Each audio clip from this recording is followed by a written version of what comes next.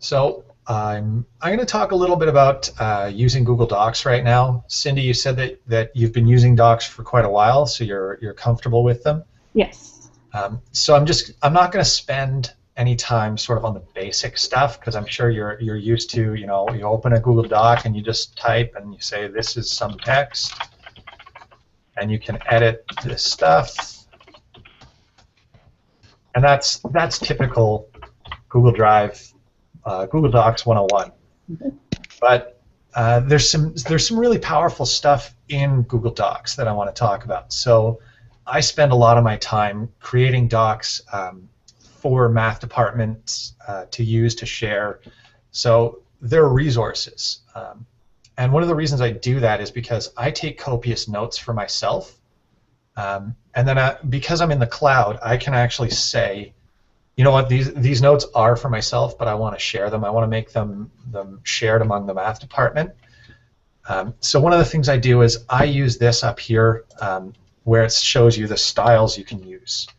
So are you familiar with the styles up here where you can click on normal text and choose different types of styles? I don't use it much, but yeah, I've seen it. This is everybody sees it and they don't use it much because it seems like it's kind of an extra step, but it really isn't. One of the things I love about it is when you type something as a heading, click on heading 1 and you type your heading, and as soon as you press enter, it goes back to normal text. So the next line actually defaults to be normal text. And I like that because I often will do things like do the second heading, this is also normal. I like to do things really quickly, and it will apply it to just that line. You can also just click in a single line and apply a style, and it'll do it to the entire line there. I also use a lot of headers and footers. So if I click on header and I put in a title, I could say this will be my fancy document.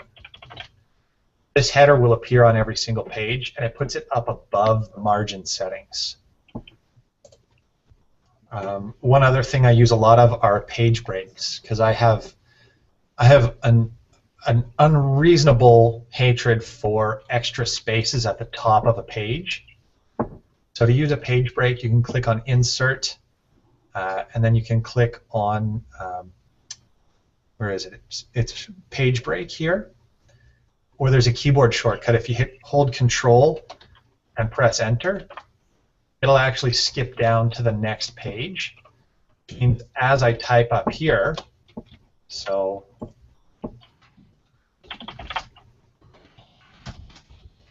next page doesn't actually get messed up until I fill up this first page and it bumps it down. And the reason I put a page break in before I started writing is because I like to put in a table of contents right on the first page, and this is why I use those headers. Using heading 1, heading 2, heading 3, when I click Insert, I can click on Table of Contents, and it will actually put in everything in my document. So I can go up here and I can say, you know what, right now the only thing in my document that's set as a heading is the word second heading.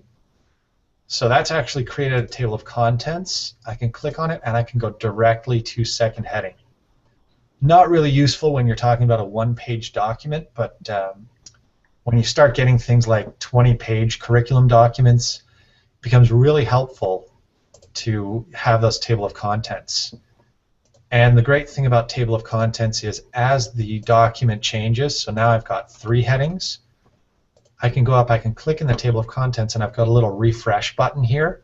I can update the table of contents, and it will take me to these new headings, and it will bring me to the actual links for those headings themselves.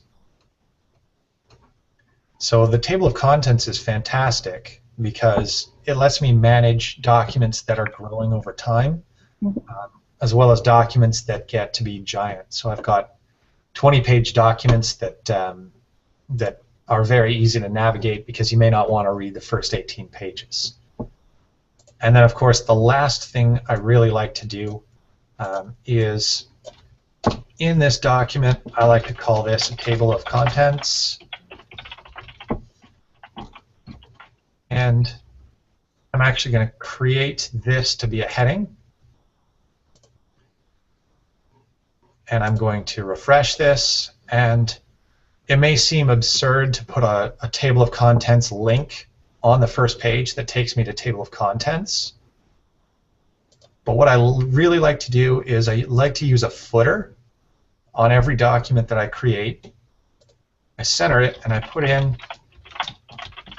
these words, table of contents. You can highlight them and you can click this little chain thing here, and that's to insert a link. You can insert links to any part of the internet that you want, but you've also got an option here. Instead of pasting a URL, you can drop down headings, and you'll actually be able to see every single heading that you've got in your document. So I'm going to put in that link to be table of contents. What that means is no matter where you are in this document, you could be down at the bottom of the very last page, and if you want to jump right back to the table of contents, you don't need to scroll up through the whole document. You just click on table of contents and it takes you right there. So it's almost turning a Google Doc basically into a very simple web page. So it makes navigating large documents really easy. There's one other thing that I love about, actually there's two other things that I love about Google Documents. One that I use a lot with my students because they're in math class is this option to insert images. Just like a regular sort of word processor, you can insert an image by choosing something from your computer. You can also choose images directly from albums on Google+, images that you've got in Google Drive. This is the upload, so it shows you exactly the same as Box. But we can also do take a snapshot. So if I click on take a snapshot, I can allow this to use my webcam. If it's the first time you're doing it, you'll actually see a gray bar up here as well show up and ask you for permission. But then I can actually do take a snapshot, and I get my students to take their work and do this with it. This is obviously not my work. This is a Government of Quebec document.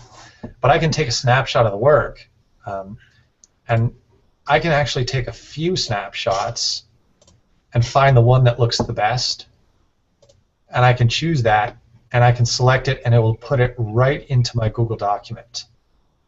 So I'm not actually going to do that right now because it does take a little bit of time to upload. And then the other tool that I love to use a lot is under the Tools menu, you can click on Research. And that will open up this sidebar. And actually, whatever word you're in, it'll research it. But you can do a Google search here. So I want to look for pencil. And it will show me some web results. But if I click up here, I can choose what type of results I want. I use a lot of images. And one of the things about being a document that's live on the internet, I want to make sure I'm respecting copyright. So once I'm in the image search, I can actually click the drop down and I can filter it by license. So I can say I want to be able to use this image in my document. So if you click on the image, it'll open it in a new window. And I decide, you know what, this is the one that I actually want to be. So I'm going to drag this image and I'm going to put it right there. It inserts the image, and then it actually puts in a citation. So the little footnote there, and then down here at the bottom in the footer, it actually shows the link to that, that image in case anybody wants to see where I got this image from.